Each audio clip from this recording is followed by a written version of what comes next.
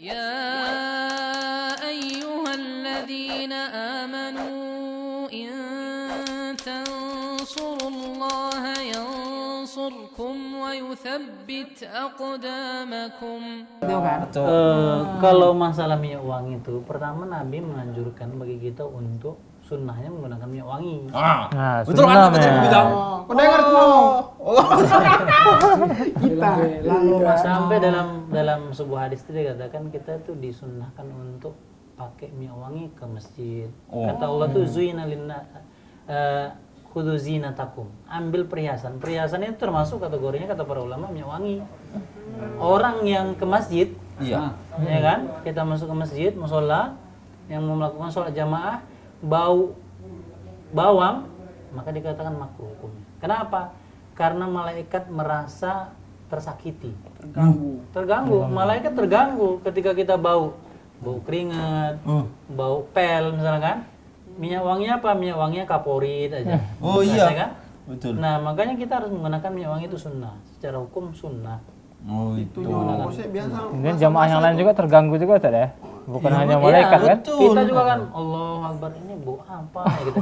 Bau belacan, bau bawang, kan nggak enak jadinya. Ya kalau minyak wanginya baunya bawang, ayo. Ngapain? Enggak ada nyong. Yang namanya minyak wangi itu ya wangi bukan bau. Katanya nggak boleh, saat pernah dengar aku loh Pak Ustadz. Katanya kalau kita pergi gitu kan, terus baunya ketinggalan, nanti dibilang kayak perempuan penghibur gitu. Wah ini salah tanggap deh. Ya. Dukung Mas Nyong, baru soal lain.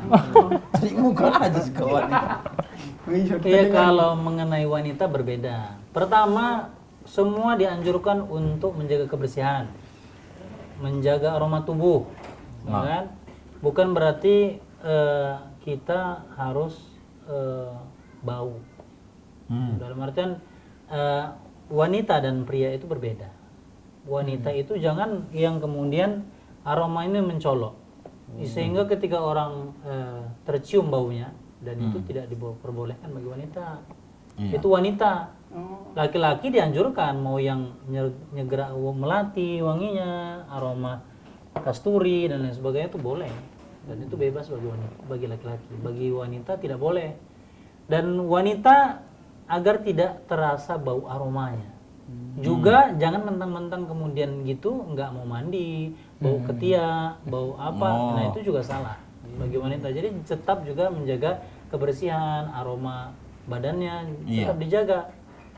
Tidak dibolehkan yang kuat, bau kuat, kemudian udahlah biari aja sama sekali, enggak juga.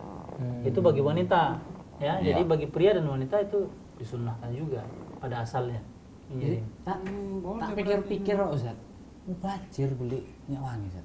Kalau cuma untuk wangi-wangian aja kan Ustaz, ngantongi kembang kantil atau enggak kembang apa kenanga kan wangi lah Ustaz. Ya boleh, dalam kategori itu kan sama juga ini Pak Selamat, ini kan melati ini kan dari unsur bunga, ya kan sama. Apakah yang dikantongi bunga kantil, tapi kan nanti pikirnya pocong jalan. Ya kan? Nanti bawa kemenyan misalnya kan. Ini dukun atau apa Pak Selamat, ini kan ganti profesi pikirnya. Nah, itu dia. Jadi pada asalnya wangi-wangian itu bebas. Apakah dia yang dikemas seperti ini ataukah wangi, kadang-kadang kalau kita lihat ada sebagian orang itu kayu yang dibakar. Ya kan? Kayu dibakar, asalnya itu untuk berwangi-wangi. Itu toko kayu. Sangit lah tuh. Gaharu mahal itu.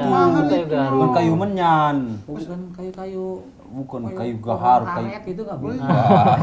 Itu apa sama. Bawa ikan sale kau nanti kalau pakai itu. Banyak di kampungku mau kah? Biar kita ambil. Oh banyak di kampung Boleh lah mana? Mas Nyong. Ada yang getah kan? Getah seperti Kita garut, barus dan sebagainya itu kan, Iya. kemudian dibakar kemenyan itu aroma-aroman, intinya boleh. Itu yang penting wangi dari mana